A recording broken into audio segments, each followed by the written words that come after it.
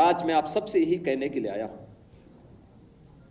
हम आभारी हैं प्रधानमंत्री मोदी जी के, जिन्होंने इतिहास के इन काले अध्यायों से पर्दा उठा करके देश की जनता की आंखों को खोलने का काम किया है, देश का ध्यान आकर्षित किया है, इतिहास की इन गलतियों के परिमार्जन के लिए रास्ता बनाने का एक आह्वान हम सबका किया है। और उसी आह्वान के साथ जोड़ने के लिए मैं आप सबसे भी कहने के लिए आया हूं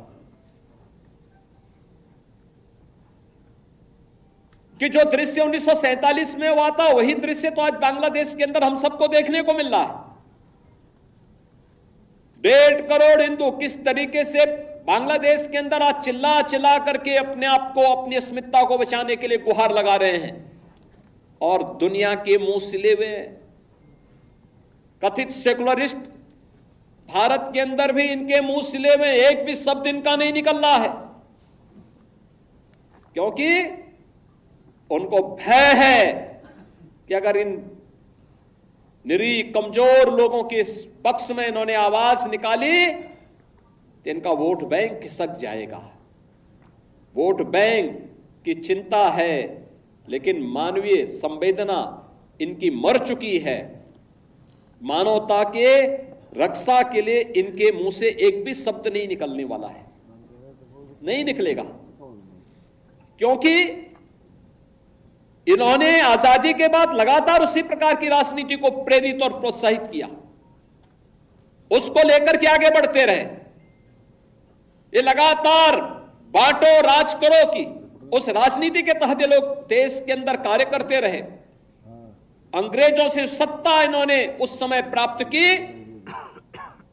ये वास्तव में भारत की सत्ता का नेतृत्व नहीं कर रहे थे, बल्कि अंग्रेजों के ही, ब्रिटिशर के ही मानस पुत्रों के रूप में इन्होंने भारत की सत्ता को उस रूप में संचालन करना शुरू किया जैसे ब्रिटिशर इस देश के अंदर कर रहे थे। और आज उसी का दुष्परिणाम यह देश लगातार चुकाया है, अखंड हिंदुस्तान चुकाया है। लेकिन हमारा संकल्प है, महर्षि अरविंद ने जो 1947 के पहले उद्घोषणा की थी, आजादी की त्रास, देश की विभाजन की त्रासदी आजादी के मिलने के बाद अक्सर उन्होंने इस बारे में अपनी चिंता व्यक्त भी की, और उन्होंने इस बात को कहा था कि आध्यात्मिक जगत में पाकिस्तान कोई वास्तविकता नहीं है, या तो उसका भारत में विलय होगा या पाकिस्तान इतिहास से समाप्त होगा, हमेशा के लिए समाप्त होगा।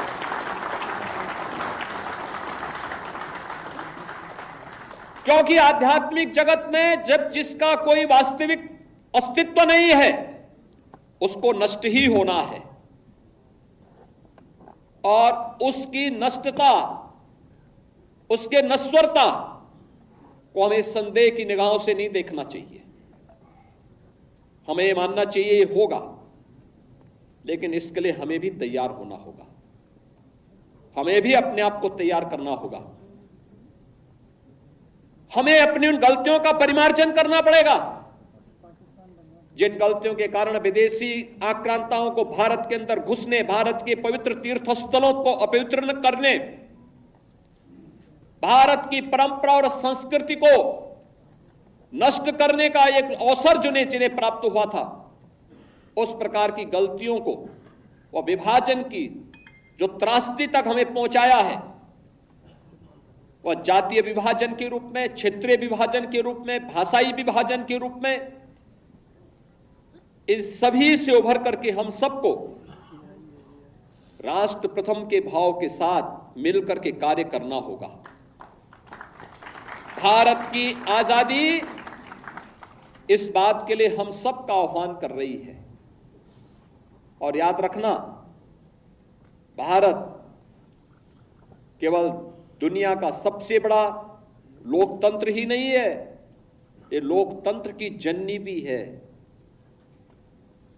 जितनी स्वतंत्रता भारत ने अपने नागरिकों को दी है, दुनिया के अंदर इस प्रकार की स्वतंत्रता किसी भी अन्य देश में अपने नागरिकों को नहीं प्राप्त हो पाई है। हम सबको अपने संविधान पर गौरव की अनुभूति करनी चाहिए। भारत के संविधान निर्माताओं के प्रति अपार श्रद्धा और सम्मान का भाव व्यक्त करना चाहिए। हमें सरदार वल्लभ भाई पटेल की दृढ़ता का सम्मान करना चाहिए।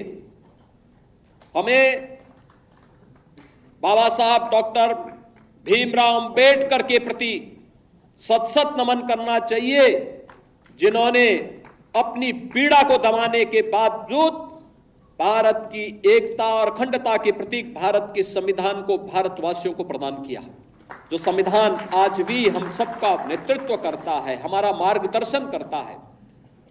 और उन सभी महापुरुषों से जिन्होंने भारत के संविधान सभा के माध्यम से भारत को दुनिया का सबसे बड़ा संविधान दिया, इस संविधान के माध्यम से हम सबको भारत के इस लोकतंत्र पर गौरव की अनुभूति भी करनी चाहिए। और इस लोकतंत्र के साथ मिलकर के कैसे हम लोगों को जो स्वतंत्रता मिली है, इन स्वतंत्रता के उन नायकों के प्रति श्रद्धा का भाव व्यक्त करना होगा, जिन महापुरुषों ने अपना सर्वस्व भारत की आजादी के लिए समर्पित करके अपने आप को बलिदान किया था।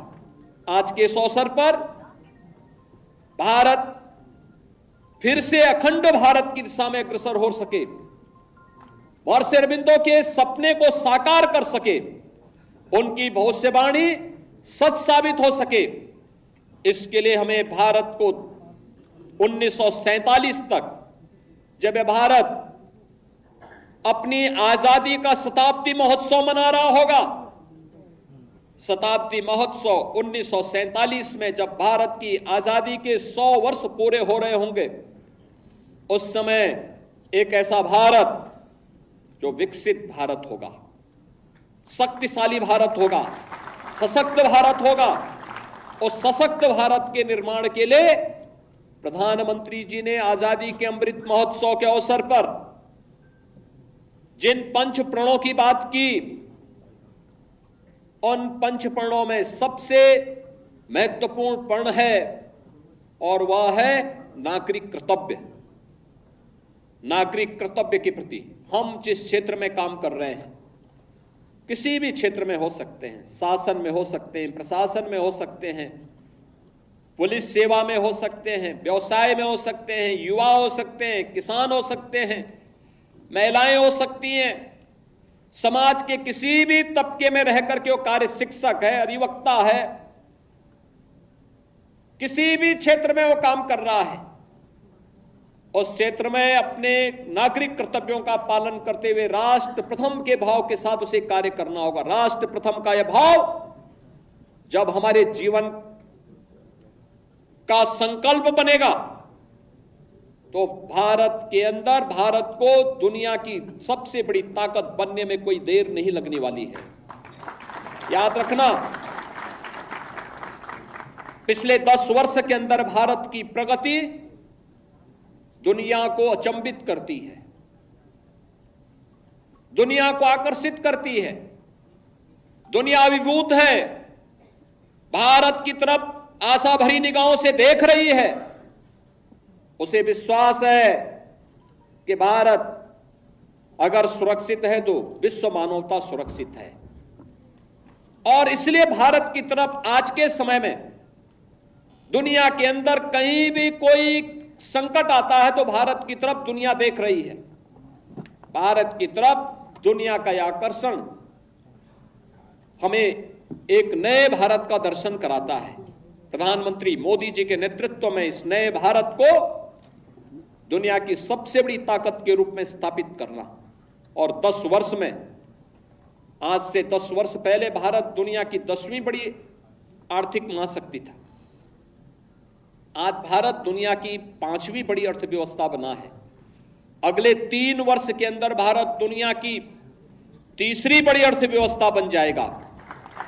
और हमारा प्रयास होना चाहिए कि 1947 होते होते भारत दुनिया की सबसे बड़ी ताकत बनेगा, और उस ताकत के लिए भारत के हर नागरिक को एकजुट होकर के अपने आपसी मतभेदों को समाप्त करते हुए जाति के नाम पर, क्षेत्र के नाम पर, भाषा के नाम पर विभाजन करने वाले उन ताकतों से सतर्क रहते हुए एक भारत श्रेष्ठ भारत के बारे में सोचना होगा। इतिहास के उन गलतियों के परिमार्जन का एक अवसर हम सबके सामने है। हम फिर से इस प्रकार की गलतियों की त्रासदी और इस प्रकार की विभाजन की त्रासदी का सामना फिर से वर्तमान और भावी पीढ़ी को न करना पड़े, इसके लिए हम सबका संकल्प होना चाहिए, जीवन का ध्येय होना चाहिए। विभाजन की इस त्रासदी के लिए तत्कालीन कांग्रेस नेतृत्व पूरी तरह जिम्मेदार रहा है। कांग्रेस विभाजन की इस त्रासदी के लिए और समय समय पर देश के साथ हुए इस धोखे के लिए कभी देश की जनता से माफी नहीं मांगेगी, क्योंकि उनका चरित्र कभी भी इस प्रकार का नहीं रहा। कांग्रेस का वास्तविक चरित्र अधिनायकवादी रहा है और देश के अंदर जब भी उसको अवसर मिला उसने लोकतंत्र के गले को घोंटने का प्रयास किया। 1975 इसका उदाहरण है। जब भी कहीं पर नागरिकों ने अपने अधिकारों की बात की, उसने आपस में लड़ाने का काम किया। देश के अंदर भाषाई विवाद, देश के अंदर क्षेत्रीय विवाद, देश के अंदर सनातन राष्ट्र में हिंदू और सिखों को आपस में लड़ाने का कार्य, ऐसे तमाम ऐसे पाप हैं इनके, जिन पापों की कभी माफी नहीं दी जा सकती है। और इसलिए हमें इस प्रकार के लोगों से सावधान रहते हुए फिर कहीं भी कोई ऐसी स्थिति ना आने पाए जो देश के वर्तमान और भावी पीढ़ी के सामने इस प्रकार की दुर्भाग्यपूर्ण त्रासदी की स्थिति पैदा करे। इसके लिए हम सबके जीवन का इस संकल्प होना चाहिए, हम इसके लिए परिमार्जन करने की दिशा में आगे बढ़ सकें। मैं धन्यवाद दूंगा उन वक्ताओं को जिन्होंने अपनी बातों को यहां पे रखा, और खास तौर पर सरदार निर्मल सिंह ने बहुत अच्छे ढंग से उन्होंने एक बात भी यहां पे रखी कि त्रासदी किस प्रकार की थी।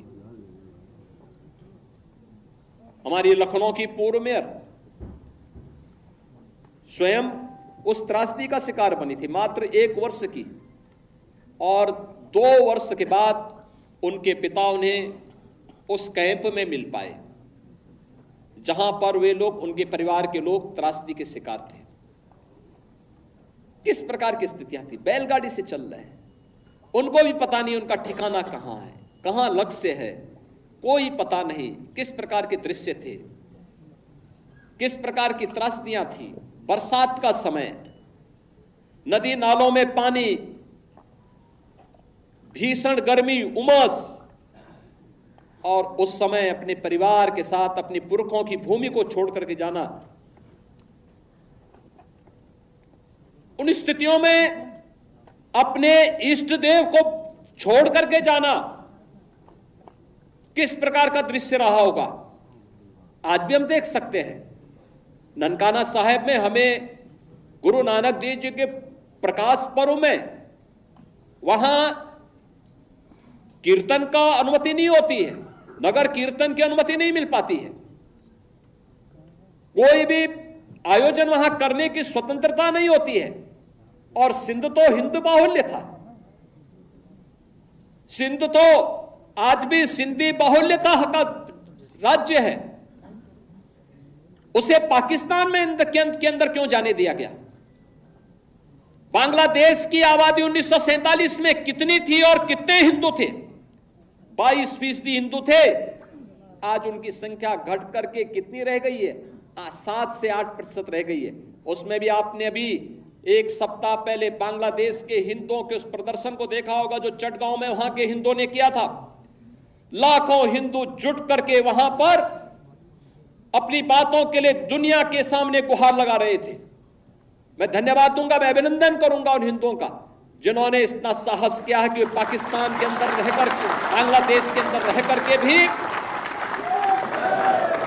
उन नरपिशाचों के सामने उन्होंने अपनी प्रवाह के बगैर अपनी वर्तमान और भावी पीढ़ी को बचाने के लिए सड़कों पर उतर करके दुनिया को उसका वास्तविक चेहरा दिखाया है।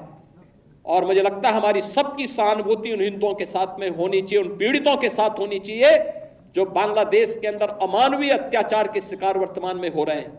और मैं आप सबसे यही कहूंगा कि हमें इस मजहबी उन्माद से देश को भी और दुनिया को भी बचाने के लिए आह्वान करना होगा। और मुझे लगता है कि ये मजहबी उन्माद एकता के माध्यम से ही परास्त होगा। महर्षि अरविंदो का अखंड भारत का सपना इसका समाधान होगा। आज के इस अवसर पर मैं विभाजन की त्रासदी के शिकार परिवारजनों के प्रति अपनी संवेदना व्यक्त करता हूं। जिन लोगों ने अपने परिवारजनों को खोया है, उस समय खोया था, उन सब के प्रति मैं विनम्र श्रद्धांजलि अर्पित करता हूं और विश्वास करता हूं कि विभाजन की इस त्रासदी से हम कुछ सबक लेकर के आने वाली भावी पीढ़ी के सामने इस प्रकार की त्रासदी न होने पाए, इसके लिए संकल्पित होंगे। धन्यवाद। जय हिंद।